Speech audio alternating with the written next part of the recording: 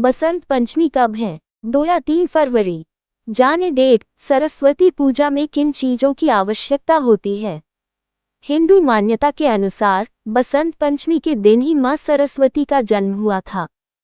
प्रचलित एक पौराणिक कथा के अनुसार बसंत पंचमी के दिन भगवान ब्रह्मा ने मां सरस्वती की रचना की थी। बसंत पंचमी का दिन शुभ कार्यों के लिए अति उत्तम माना गया है। इस दिन शादी, विवाह, मुंडन, नामकरण, गृह प्रवेश व खरीदारी की जाती है। कहते हैं कि इस दिन विवाह के बंधन वाले जातकों को सभी देवी देवताओं का विशेष आशीर्वाद प्राप्त होता है और जोड़े का बंधन 7 जन्मों तक रहता है।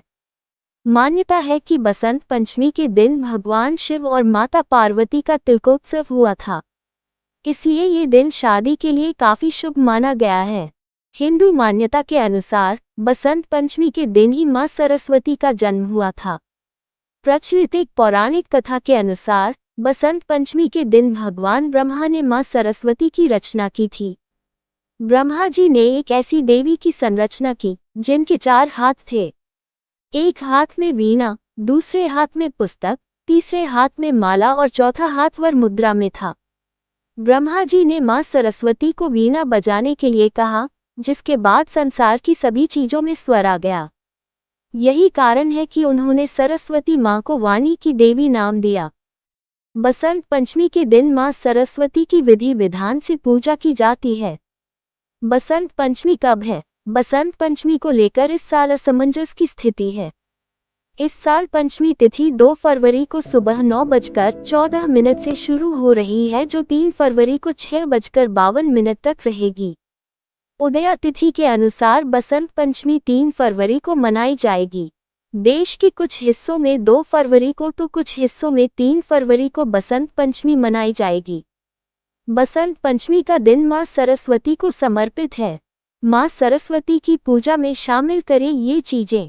पीले रंग के पुष्प। बसंत पंचमी के दिन पीले रंग का विशेष महत्व होता है। कहते हैं कि बसंत पंचमी के दिन मां सरस्वती को पीले पुष्प अर्पित करना शुभ होता है। इससे वह प्रसन्न होती है और ज्ञान का वरदान देती है। इस दिन पीले रंग के वस्त्र पहनना भी उत्तम माना जाता है।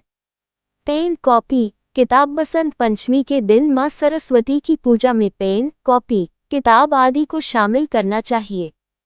कहते हैं कि इससे ज्ञान और बुद्धि के वरदान की प्राप्ति होती है।